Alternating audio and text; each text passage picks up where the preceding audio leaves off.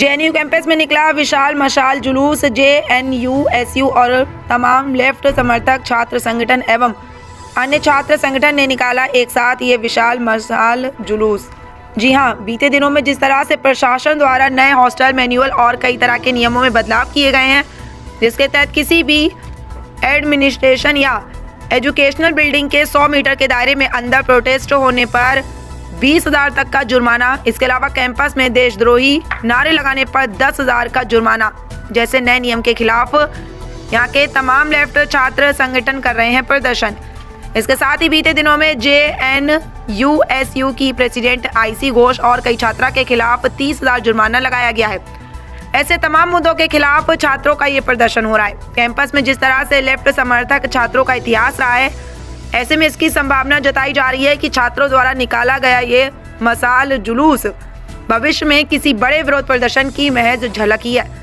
जैसा कि हमसे बात करते हुए जेएनयू की प्रेसिडेंट ने भी कहा कि प्रशासन जब तक छात्रों के इन मांगों को नहीं मानेगा, प्रशासन के खिलाफ ये प्रदर्शन आगे और भी होता रहेगा। लेफ्ट समर्थक छात्रों द्वारा निकाला गया ये विशाल मशाल जुलूस जेएनयू के गंगा ढाबा से शुरू हुआ और कैंपस के तमाम हॉस्टलों से गुजरता हुआ चंद्रभागा हॉस्टल पर समाप्त हुआ। पारंपरिक तरीके से समाप्ति के बाद छात्रों द्वारा स्पीच दिया जाता है कि इस दौरान आईसी घोष ने कहा कि प्रशासन द्वारा एंटी स्टूडेंट नियम बनाए गए हैं। आज के समय में कैंपस के अंदर कई ऐसे हॉस्टल हैं जहां पर कई दिनों तक पानी नहीं आता। मूलभूत सुविधा की कैंपस में काफी कमी है। छात्रों द्वारा चुनकर भेजे गए प्रतिनिधि की बातों को भी प्रशासन नहीं सुनता। यानी कुल मिलाकर एक बार फिर कैंपस में प्रशासन और छात्र आमने सामने है। और जैसा कि पहले देखा भी गया है कि ऐसी स्थिति में जेएनयू में कई बड़े बड़े आंदोलन हुए हैं।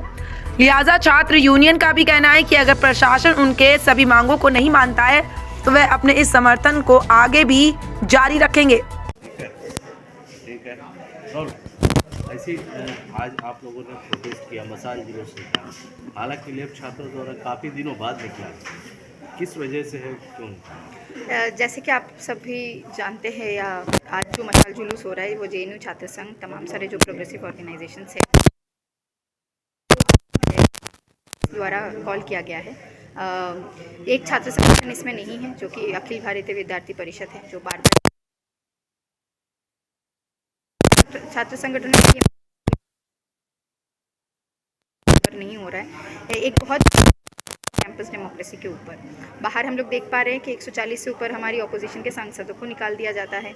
साक्षी मलिक जैसे रेसलर्स को आज के समय पे अपनी गेम क्विट करनी पड़ रही है। तो उसी का एक रिफ्लेक्शन हम कैंपसेस में भी देख रहे हैं कि डेमोक्रेसी को कुचला जा रहा है। वीसी बार बार आश्वासन दे रहे हैं कि इलेक्शंस होंगे, लेकिन इलेक्शन की कोई भी डेट नहीं है। साथ साथ फरमान जो लाया गया है एक बहुत ही anti student chief proctor manual, जिसके तहत हम बहुत सारे स्टूडेंट यूनियन के मेंबर्स को अगले सेमेस्टर रजिस्ट्रेशन अगर लेना है, हमें 30-30 हज़ार रुपये फ़ाइन पे करना है।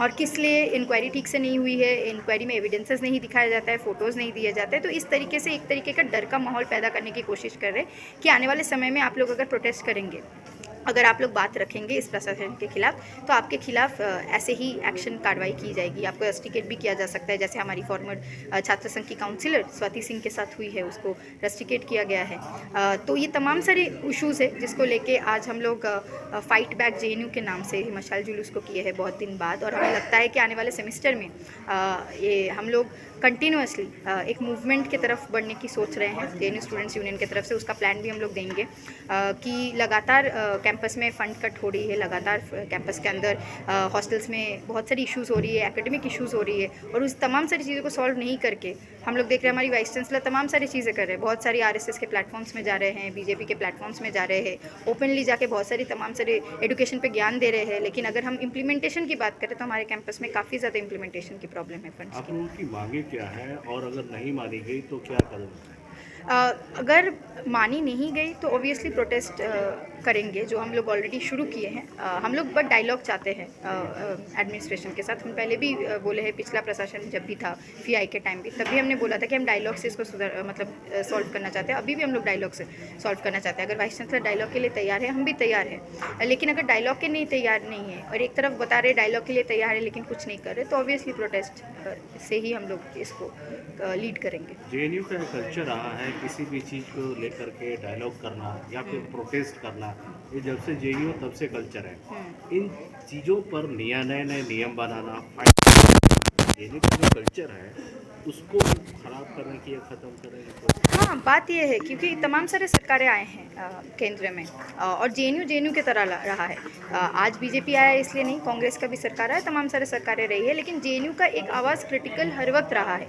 अगर शिक्षा में हमारी फ़ंड नहीं है या किसी चीज़ में हमारी फ़ंड नहीं है तो हम लोग हर वक्त कोई भी सत्ता में रहे हम बोले, लेकिन अटैक बीजेपी के अंडर बढ़ गया है। जो इन्वॉल्वमेंट इन यूनिवर्सिटीज़ है, इंटरफेरेंस है, वो बढ़ गया है। बीजेपी डायरेक्टली नियुक्त करवा रहे हैं कॉलेजेस में प्रोफेसर, जैसे कि डीयू में हम लोग देख पा रहे हैं, एडॉक्स को हटा दे रहे हैं, डिस्प्लेसमेंट हो रहा है। वैसे जेएनयू में भी हो रहा है। जेएनयू में जितने भी प्रोफेसर आज के हाल ही में टाइम में नियुक्त हुए हैं सारे आरएसएस के लोग हैं, एबीवीपी के लोग हैं। तो इस तरीके से कल्चर को ख़त्म करने की कोशिश कर रहे हैं, क्योंकि बीजेपी आरएसएस को पता है कि एजुकेशन को सबसे ज़्यादा, अगर हम आंदोलनों को याद करें, इमरजेंसी के दौर जेपी मूवमेंट को याद करें, तो सबसे ज़्यादा स्टूडेंट्स ही क्रिटिकली समाज के अंदर एक वॉइस बने हैं। तो वो नहीं चाहते हैं कि आज के समय पर अगर शिक्षा में खर्चा बढ़ रही है तो स्टूडेंट्स पूछे ना, उनको चुपचाप बैठा दिया जाए, डर से बैठा दिया जाए कि तुम प्रश्न मत पूछो, तुम मत पूछो कि हमारी टैक्स की जो पैसे है वो हम पे क्यों खर्च की जाए, उल्टा हमें ही दोषारोप किया जाए, क्यों तुम टैक्स के पैसे से पढ़ोगे, क्यों तुम पैसे नहीं दोगे, क्यों तुम 20,000 रुपये नहीं दे सकते। अब ये तो पूछने वाली बात, ये सरकार का आंकड़ा है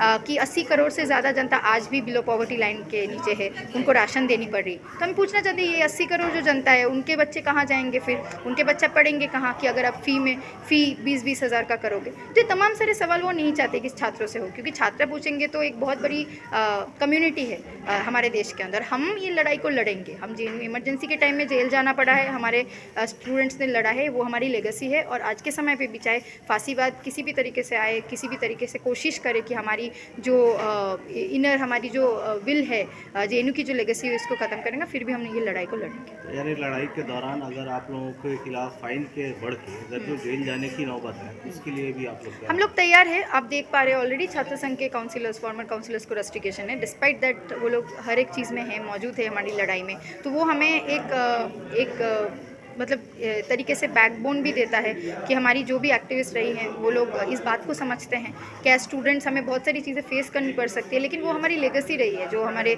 सीनियर्स ने हमें सिखाया है कि अगर बचाना है अपने देश में अपनी स्टूडेंट्स की लेगेसी को बचाना है तो ये हमारी काम है।